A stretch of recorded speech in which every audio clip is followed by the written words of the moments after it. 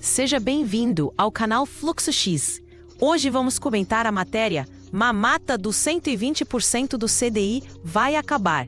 Como buscar retornos reais de 10% AA do site Exame, que fala sobre as mudanças nas regras do Fundo Garantidor de Crédito e o impacto profundo que isso terá nos investimentos de renda fixa mais queridos pelos brasileiros.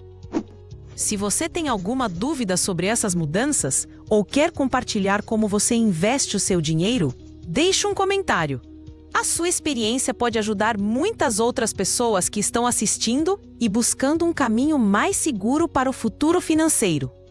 Neste vídeo, vamos detalhar o que é o Fundo Garantidor de Créditos, por que as regras dele mudaram e qual o efeito prático disso na sua vida como investidor. E aqui vai uma informação crucial que pode mudar a sua estratégia. Com o fim programado dos títulos super rentáveis e seguros, o mercado está forçando todo mundo a aprender sobre uma nova classe de ativos que não possui essa garantia. E entender a classificação de risco de uma empresa será tão importante quanto saber o seu próprio saldo bancário. Aquela era dourada, quase mágica, em que era possível encontrar investimentos de renda fixa com rentabilidade de 120% do CDI ou mais, e ainda por cima com a segurança do Fundo Garantidor de Créditos, está oficialmente com os dias contados.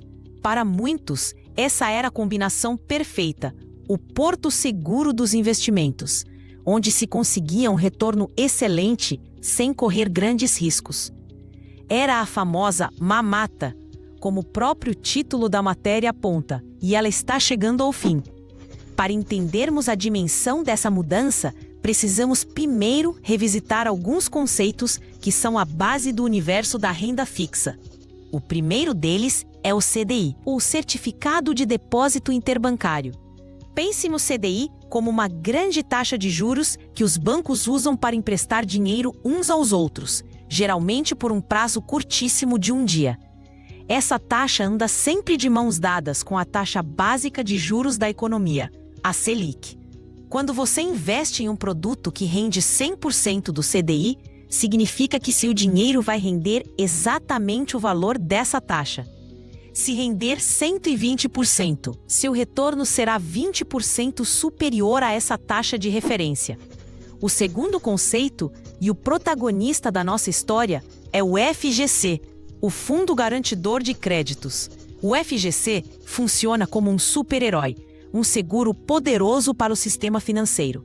Se o banco onde você tem seu dinheiro investido vier a quebrar, o FGC entra em ação e devolve o seu dinheiro, até o limite de R$250 mil por CPF e por instituição financeira. Há também um teto global de R$1 milhão que se renova a cada 4 anos, para o caso de você ter dinheiro em vários bancos que venham a quebrar.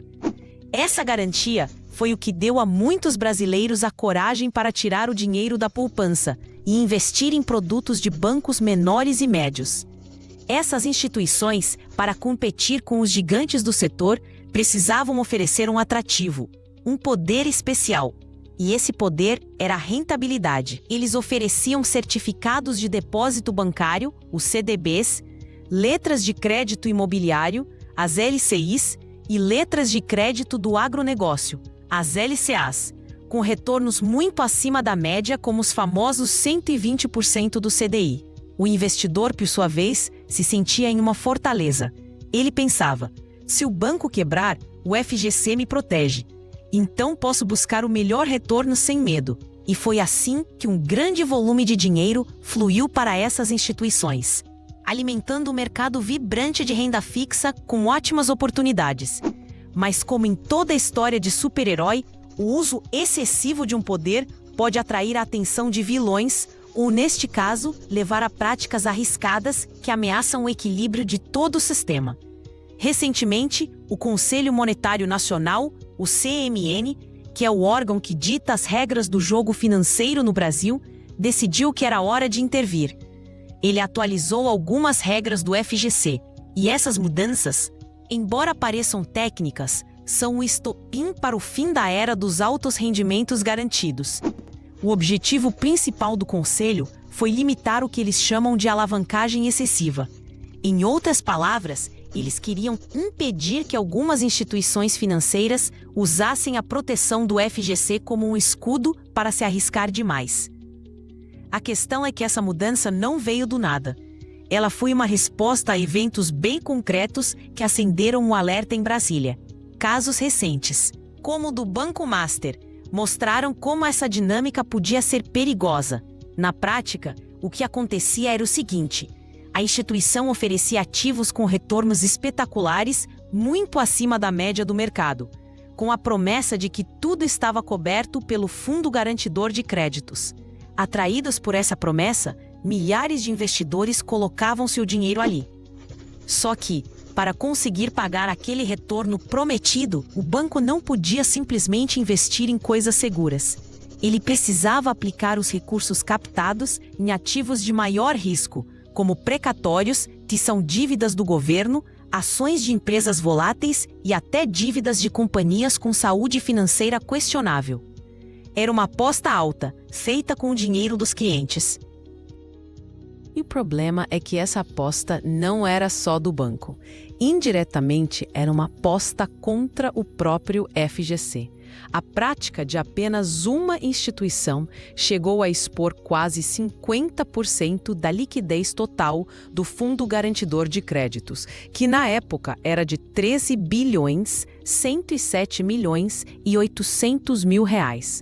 Imagine um monstro financeiro que, sozinho, ameaçava consumir metade do poder do nosso super-herói protetor.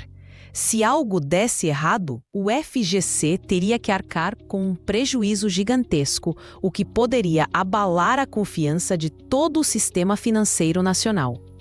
Diante desse cenário de perigo iminente, o Conselho Monetário decidiu agir e realizou duas mudanças fundamentais nas regras do jogo.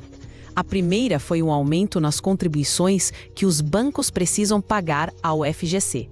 Pela regra, as instituições financeiras já pagam uma contribuição para todos os depósitos que são elegíveis à garantia do fundo. Isso inclui depósitos à vista, poupança, CDBs, LCIs e LCAs até o saldo de R$ 250 mil por CPF.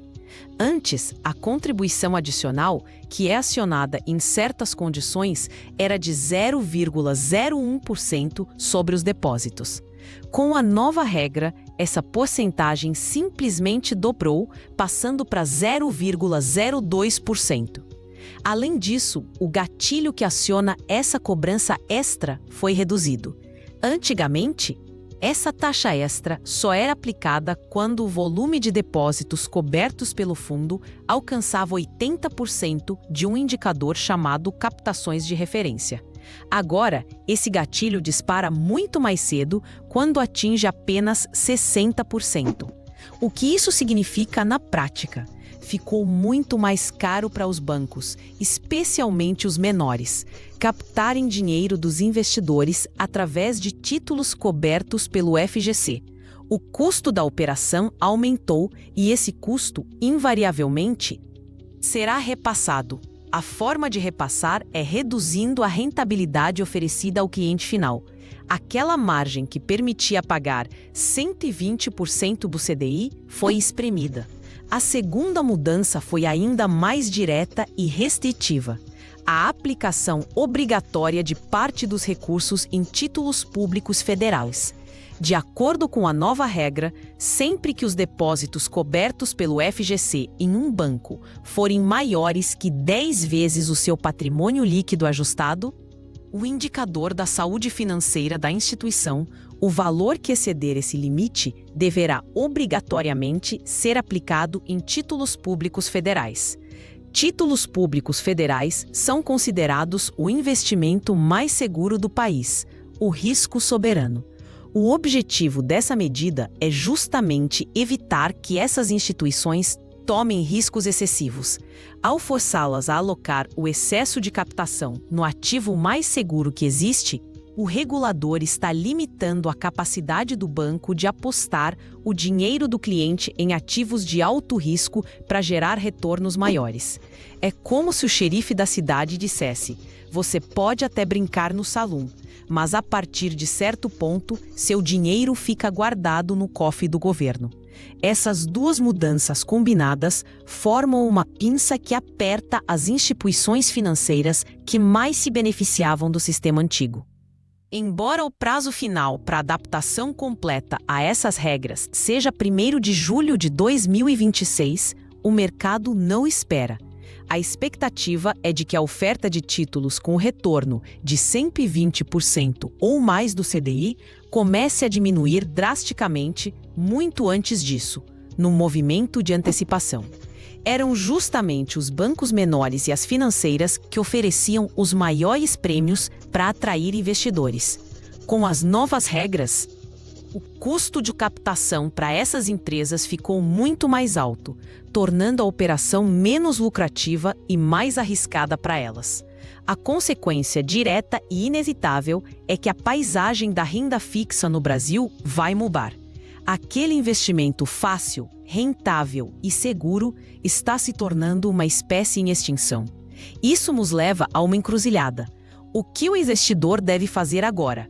Para onde apontar a bússola dos investimentos? A resposta, segundo os analistas de mercado, está em uma outra classe de ativos que até então ficava em segundo plano para muitos: os títulos de crédito privado emitidos por empresas.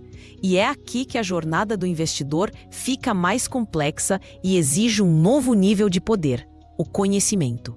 Essa nova classe de ativos, que pode oferecer retornos reais de até 10% ao ano, não será afetada pelas novas regras do FGC por um motivo muito simples: ela nunca teve a cobertura do fundo.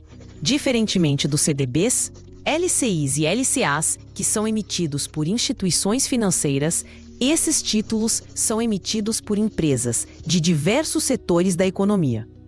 Quando você compra um desses títulos, você não está emprestando dinheiro para um banco, mas sim para uma companhia. Isso significa, na prática, que essa categoria de renda fixa não conta com a rede de segurança do FGC. Se a empresa emissora do título quebrar, não há um fundo garantidor para te salvar. Você pode perder todo o dinheiro investido. Esse é o grande vilão da história: o risco de crédito. No entanto, a ausência de um super-herói protetor não significa que não seja possível investir nesses ativos com segurança. Apenas exige que o investidor desenvolva seus próprios superpoderes. O principal poder que o investidor precisa adquirir é a capacidade de analisar o risco de crédito. Felizmente, não é preciso fazer isso sozinho. Os títulos dessa classe costumam apresentar uma classificação de rating. O rating é uma nota de crédito atribuída por agências especializadas como a Moody's, a Standard & Poor's e a Fitch Ratings. Essas agências funcionam como detetives financeiros, investigando a saúde da empresa e medindo a probabilidade de ela honrar seus compromissos, ou seja, de pagar o que deve. As notas vão de AAA a A, que é a classificação mais alta, para empresas extremamente sólidas e com baixíssimo risco de calote, até a nota D, de default, para empresas que já não conseguiram pagar suas dívidas. Para um investidor comum, a regra de ouro é se concentrar em títulos de empresas com grau de investimento, que são aquelas com as notas mais altas. Isso minimiza consideravelmente o risco de perder o seu dinheiro. Com a redução das ofertas de CDBs com 120% do CDI, a expectativa do mercado é de que mais investidores comecem a aceitar um pouco mais de risco na carteira para buscar retornos mais atrativos. A boa notícia é que, para quem estuda e se prepara, esse risco adicional pode ser muito bem recompensado.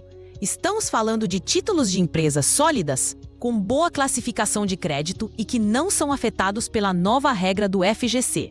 Muitos desses títulos têm seu retorno atrelado ao IPCA, o Índice Oficial de Inflação do Brasil. Um título que paga, por exemplo, IPCA mais 6%, Significa que ele vai te pagar a correção da inflação do período, mais uma taxa de juro real de 6% ao ano. Isso é extremamente poderoso, pois garante que seu poder de compra será preservado e você ainda terá um ganho real, independentemente de a inflação estar alta ou baixa. Na prática, um retorno real como esse pode ultrapassar e muito o retorno de um CDB de 120% do CDI, especialmente em cenários de juros em queda. Vamos explorar um pouco mais esse novo universo de ativos. As principais estrelas são as debêntures, os CRIs e os CRAs. As debêntures são os títulos de dívida corporativa mais comuns. Ao comprar uma debênture, você está essencialmente emprestando dinheiro para uma grande empresa de energia, de varejo, de saneamento, entre outras. Em troca, ela te paga juros. Existem as debêntures incentivadas, que são um tipo especial. Elas são emitidas para financiar projetos de infraestrutura no país, como estradas, portos e linhas de transmissão de energia. Como o governo tem interesse em estimular esses projetos, ele oferece um grande benefício: isenção de imposto de renda sobre os rendimentos para pessoas físicas. Isso torna o retorno líquido delas extremamente competitivo. Já os CRIs, certificados de recebíveis imobiliários, e os CRAs, certificados de recebíveis do agronegócio, são pouco diferentes. Eles são lastreados em fluxos de pagamentos futuros. Um CRI, por exemplo, pode ser lastreado nos aluguéis de um shopping center ou nas parcelas de um grande empreendimento imobiliário. Um CRA pode ser lastreado na safra futura de um grande produtor de soja. Eles também contam com isenção de imposto de renda, o que aumenta sua atratividade. A transição para esse novo mundo de investimentos exige uma mudança de mentalidade. O investidor que estava acostumado com a simplicidade e a segurança do CDB como FGC, agora precisa se tornar um analista.